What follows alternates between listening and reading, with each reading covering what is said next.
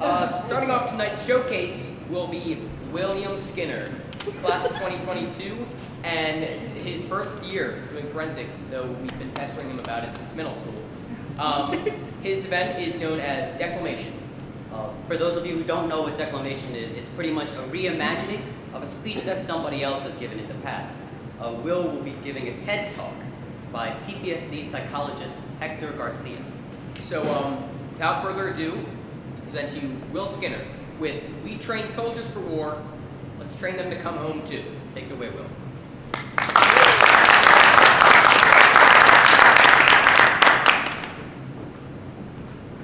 Carlos is the Vietnam veteran who volunteered for 3 tours and was shot up in each one. In 1971, he was medically retired because he had so much shrapnel in his body, he was setting off metal detectors. For the next 42 years, he suffered from nightmares, extreme anxiety in public, isolation, and depression. He self-medicated with alcohol. He was married and divorced 3 times. Carlos had post-traumatic stress disorder.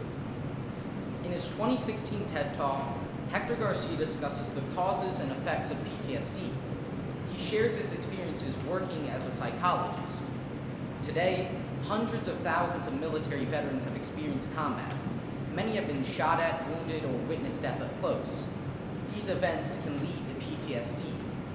The U.S. Department of Veterans Affairs estimates that 31% of Vietnam veterans experience PTSD. We train soldiers for war, let's train them to come home too, by Hector Garcia. Now, I became a psychologist to help mitigate human suffering, and for the past 10 years of my work, my target has been the suffering caused by PTSD, as experienced by veterans like Carlos. Until recently, the science behind PTSD just wasn't there, and so we didn't know what to do. We put some veterans on heavy drugs, others we hospitalized and gave generic group therapy. And some we simply said to them, just go home and try to forget about your experiences. More recently, we've tried therapy dogs, wilderness retreats, things which may temporarily relieve stress, but don't eliminate PTSD over the long term. But things have changed, and I am here to tell you that we can now eliminate PTSD in huge numbers among veterans because scientific research has shown objectively and repeatedly which treatments get rid of symptoms and which do not. As it turns out, the best treatments for PTSD use similar methods the military uses in preparing its trainees for war. Now, we are good at creating war. We humans have been creating war since before we were even fully human. And since then, we've gone from using stone and sinew to creating the most sophisticated and devastating weapons imaginable. And to enable our warriors to use these weapons, we employ the most cutting-edge training methods. We are good at creating war, and we are good at training our warriors to fight. Yet when we look at the experience of a modern-day combat veteran, we begin to see that we have not been good at training them to come back home. Why is that? Well, our ancestors lived immersed in conflict, and they fought right where they lived. So until recently in our evolutionary history, there was hardly any need to learn how to come home, because we never really did. But thankfully, today, most of us live in far more peaceful societies, and when there is conflict, we, especially in the U.S., now have the technology to put our warriors through advanced training, drop them into fight anywhere, and when they're done, jet them back to peacetime suburbia. But just imagine for a moment what this must feel like. I've spoken to veterans who have told me that one day they're in a brutal firefight in Afghanistan where they witnessed carnage and death, and just 3 days later, they're toting an ice chest to their kid's soccer game. Our warriors spend countless hours training for war, and we've just come to understand that many may require training on how to come home. Like any training, the best PTSD treatments require repetition. In the military, we don't simply hand trainees Mark 19 automatic grenade launchers and say, here's the trigger, here's some ammo, and good luck.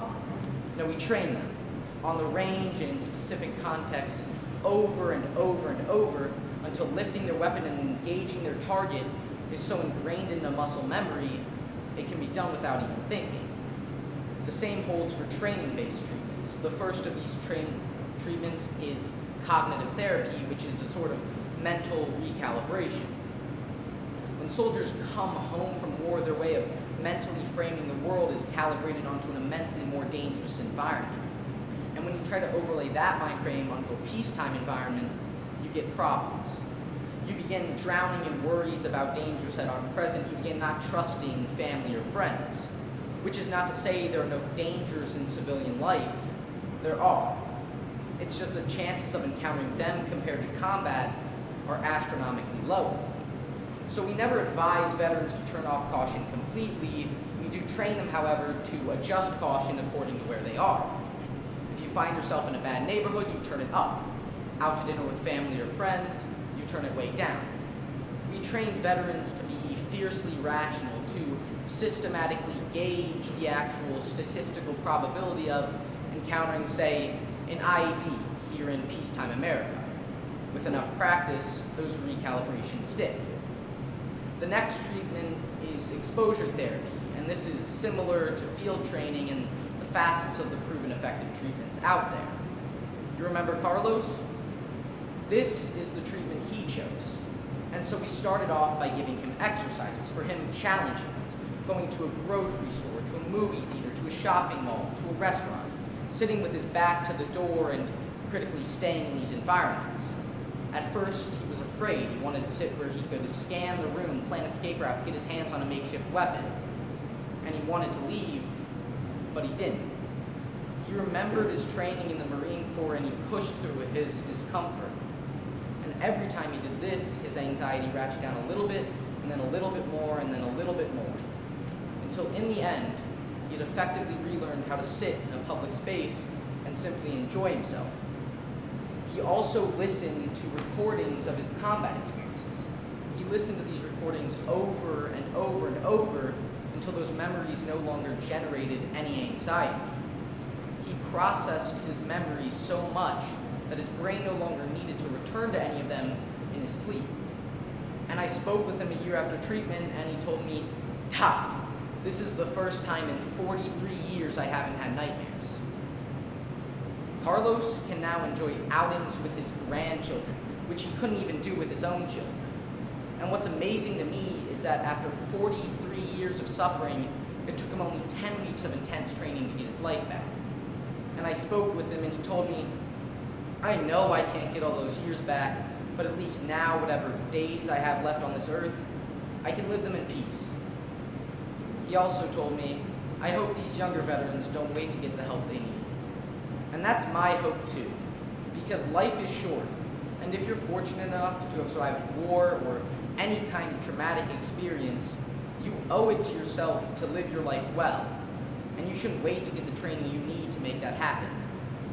For the past 10 years of my work, I've been exposed to detailed accounts of the worst experiences you can imagine, daily, and it hasn't always been easy. There have been times where I felt my heart break or that I've absorbed too much. But these training-based treatments work so well that whatever this work takes out of me, it puts back even more. Because I see people get better. I see people's lives transformed. The best way to end human suffering caused by war is never to go to war. But we are just not there yet as a species. Until then, the mental suffering we create in our sons and in our daughters can be alleviated. But we must ensure that the science, the energy level, the value that we place on sending them off to war is at the very least mirrored in how well we prepare them to come back home to us. This much we owe them.